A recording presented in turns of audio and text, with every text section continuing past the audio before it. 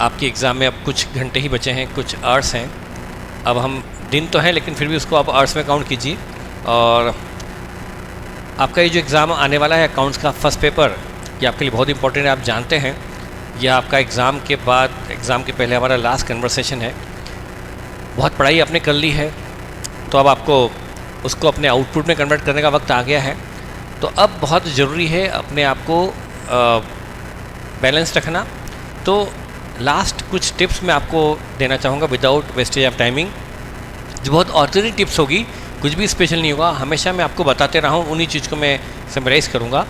तो नंबर 1 बेटा, जो आपके चैप्टर हैं जिसमें सेक्शंस हैं, जैसे कि इशू ऑफ बोनस शेयर हुआ या आपका रिडम्पशन ऑफ प्रेफरेंस शेयर हुआ, कंपनीज फाइनल अकाउंट में भी सेक्शंस होते हैं।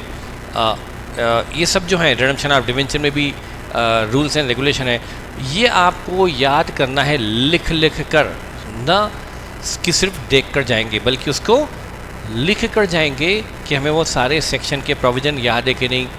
यदि रिडम्पशन ऑफ प्रेफरेंस शेयर है तो सेक्शन 55 लगता है, उसमें क्या क्या रूल्स हैं, उसमें वो सारे रूल आपको लिख कर, रट कर और लिख कर जाना है, न कि सिर्फ देख कर। आपको याद होना चाहिए, नंबर 1। दूसरा, जो चैप्टर जैसे कैश फ्लो वगैरह है, उसकी डायरेक्ट मेथड, इनडायरेक्ट मेथड, दोनों का एक एक क्वेश्चन जरूर पूरा करके जाएं, सिर्फ देख कर न जाएं, बल्कि क्वेश्चन कर जाएं, पूरा क्वेश्चन एक करें। और जो भी टिपिकल चैप्टर हैं उनमें भी आपको हर वैरायटी पर एक एक क्वेश्चन करना चाहिए, न कि सिर्फ देखना चाहिए। बाकी क्वेश्चन आप देख लें, लेकिन एक एक 2-2 क्वेश्चन जरूर करके जाइए। सिर्फ रीडिंग मत करिए, सिर्फ ऑडिटिंग मत कीजिए। थ्योरी में बेटा वो थ्योरी जरूर पढ़ के जाइए जो पिछले एग्जाम में आई हुई है। पास्ट एग्जामिनेशन क्वेश्चन की जो थ्योरीज आई है, वो थ्योरी एक बार आपको पढ़कर जाना चाहिए थ्योरी अटेम्प्ट करने के लिए।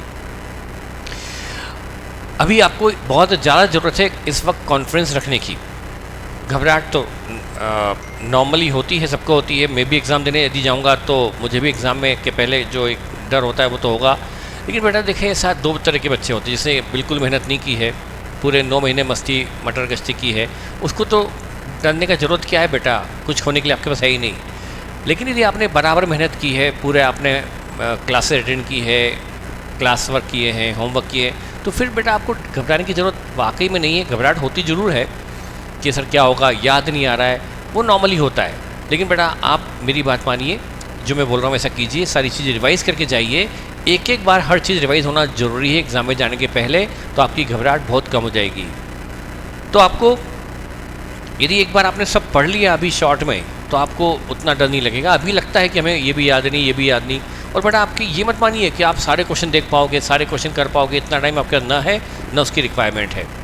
कुछ भी नया आपको पढ़ने की ज़रूरत नहीं, नया कुछ क्वेश्चन करने की ज़रूरत नहीं, नया कुछ देखने की ज़रूरत नहीं। जो पहले पढ़ा है उसी पर फोकस करें, वो चाहे मॉड्यूल हो, चाहे पास्ट एग्जामिनेशन क्वेश्चन हो।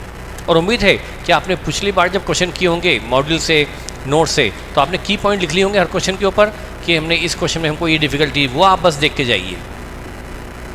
3 घंटे आपको पेपर में मिलेंगे, उस पर बहुत ज़्यादा आपको ध्यान देना है कि कैसे भी करके आपको 3 घंटे में पेपर सॉल्व करना है।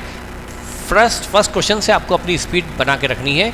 कई बार क्या होता है, शुरू के 1 घंटे में हमसे एक ही क्वेश्चन हुआ, बाद में आखिरी के टाइम में हम बहुत रश वे में क्वेश्चन सॉल्व करते हैं, उसमें मिस्टेक्स भी होती है और क्वेश्चन में कम हो भी नहीं पाता है। तो बेहतर है आप पहले क्वेश्चन से अपनी स्पीड को नॉर्मल बनाए रखें। बहुत ज़्यादा जल्दी करने की ज़रूरत भी नहीं है।